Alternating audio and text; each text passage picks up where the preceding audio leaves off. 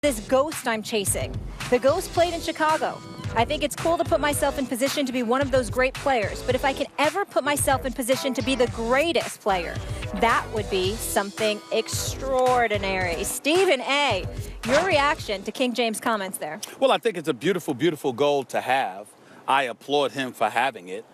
He's definitely the greatest small forward to have ever played the game of basketball. He's definitely one of the greatest players in NBA history.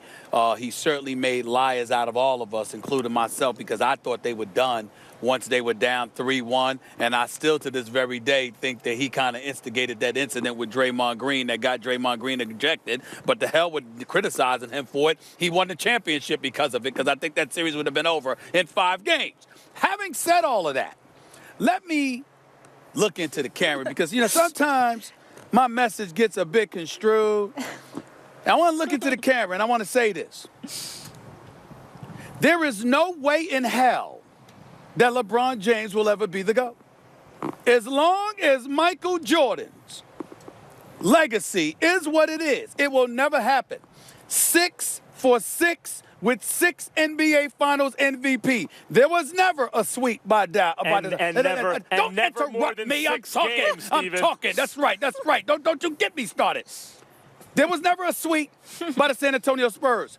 There was never an epic collapse where the likes of Jason Terry and J.J. Barea, who are both about a foot shorter than him, were defending him. Okay? And, of course, to me, I don't even count last year's loss to the Golden State Warriors. I think that's unfair to LeBron James. He's a 3-time champion. We all know mad respect, a great, great iconic figure. But when you talk about being the GOAT, that means the greatest of all time. Cool J made it famous. Cool J, the greatest of all time. Remember that song. Bottom line is this. You have three finals losses on your resume.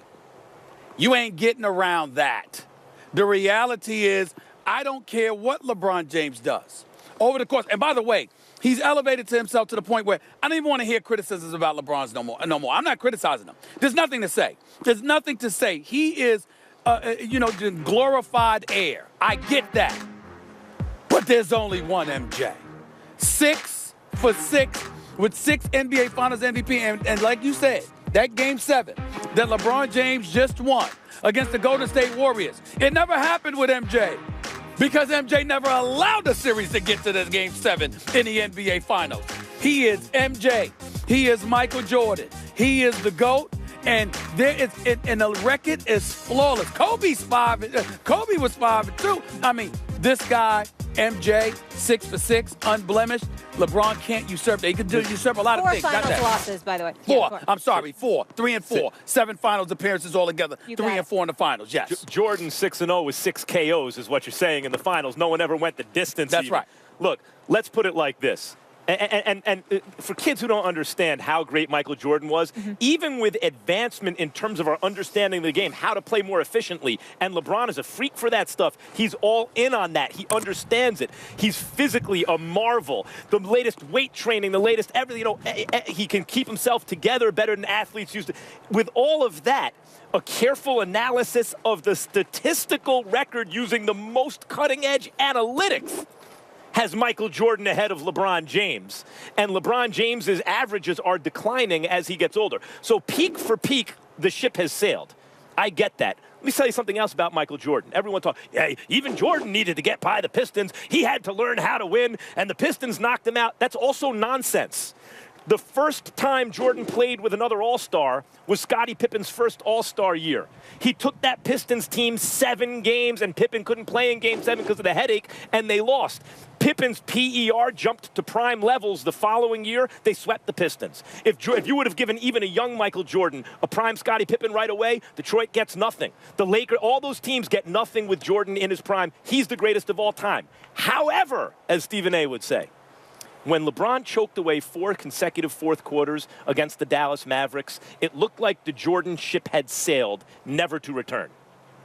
But a funny thing has happened, Stephen A. He reinvented himself as a clutch player.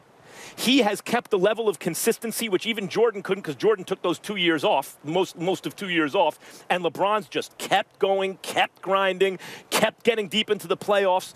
LeBron had a finals, not this past finals, but the finals before that, that was so otherworldly that with Matthew Dellavedova as the second best player on the team, he went 6 competitive games with Golden State. Yeah, fine, but what would he do if he had a little more ammunition? Beat the 73-win Golden State Warriors, come back down 3-1. It had never happened. It was certainly very unlikely to happen against a team like that. Draymond Green goes up the hard foul at the end of the game. LeBron comes down on his wrist, misses the first free throw that would have iced the game. Because of the wrist, you could see it was bothering him. Gets his head together, on the line, finals on the line, makes adjustments, hits the free throw to ice Game 7 of the finals.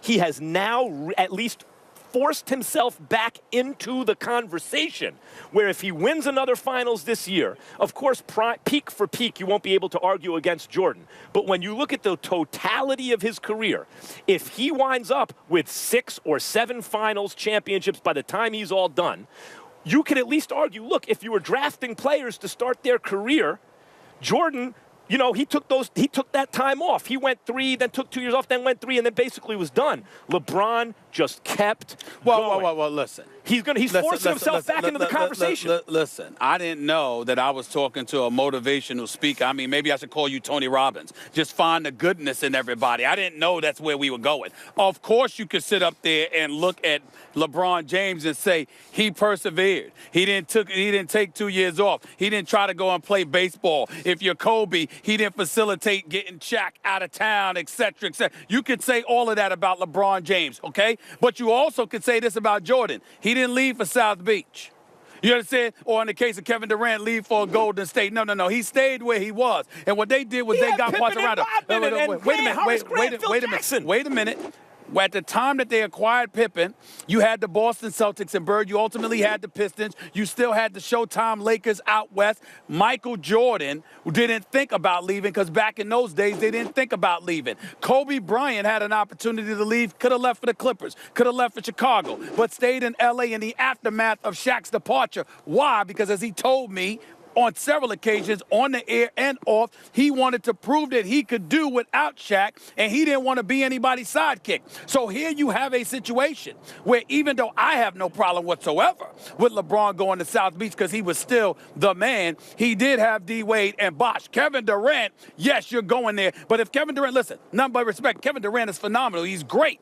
But at the same time, am I going to look at him if they win the championship as a champion, the likes of a Jordan, an Isaiah, or even a Steph Curry and a Klay Thompson? No, because you jumped on the bandwagon with them. It's a different. Jordan was the damn bandwagon. He certainly Jordan was the bus. He was driving the bus. He was hiring the passengers. He was putting the passengers on the bus, okay? He was taking it city to city. He was the man. That's the difference. And that was always the case. And there was no reprieve. There was no growing process. There was no maturation process that needed to take place. He came on the scene. He was the man, and he stayed the man until he left. Jordan averaged 28 his rookie year. Then he got hurt in his second year.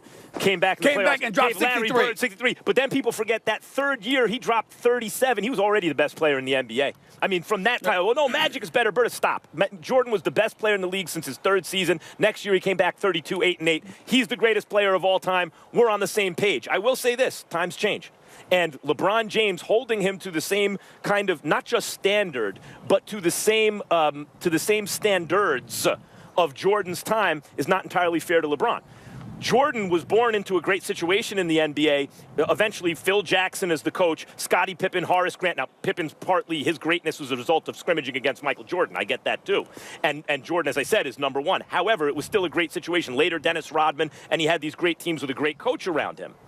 LeBron wasn't quite that lucky. But in terms of who's driving the bus, look at what cities get to play in the NBA Finals. The answer is whoever's the best out west and whatever city LeBron James is playing in. I mean, basically, that's the Finals every year. Who's the best team in the West and where is LeBron James playing? Because that is going to be the Finals matchup. But what you're missing is that there's a question mark at least somewhat as to where LeBron James was playing. And the only difference between that and Jordan is that there was no question mark because Jordan wasn't thinking about leaving Chicago. So whereas with LeBron, you had to guess where he was going to be, or with Kevin Durant, you had to guess where he was going to go. In the case of Michael Jordan, there was nothing to talk about. He was in Chicago. He was staying in Chicago. And the only reason why he left for Washington ultimately after retiring a second time was because Jerry Reinsdorf and those boys weren't willing to give him an ownership stake. That's about it. One more thing about Jordan for kids who don't know, because what I hear also a lot about him nowadays is, well, he wasn't the best athlete. He just wanted it the most. No,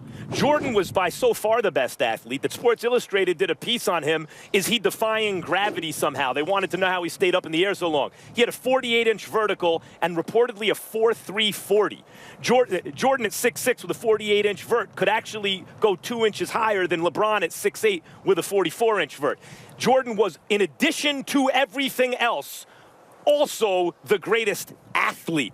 He's the GOAT, and there's a reason for that. We agree about that. So long as you know. So here's what I'm taking from this conversation. LeBron is going to stay chasing ghosts. He's not going to catch them, and you're saying there's a chance that he can't catch the ghost. I'm saying he's forcing his way. He wasn't even in the conversation a couple of years ago. After this past, he's forced his way. He's going to go down likely as the greatest non-Jordan, non-big man who ever played basketball. Right. It's good for him to have this goal because shooting for this goal will probably help him capture a couple of more championships at the very least. But it's not about Jordan's 6 rings. It's about the fact that he's unblemished. It's the fact that he's undefeated. The man never even allowed the finals to go to the 7th game. This is who Michael Jordan was. There's nothing to talk about. Go ahead and chase them damn ghosts. Also, go ahead and chase them. I hear a lot about competition back then. When he came back that first year back, when he started the second three-peat, he had to go through a 60-win Shaq and Penny squad that had just been to the finals the year before,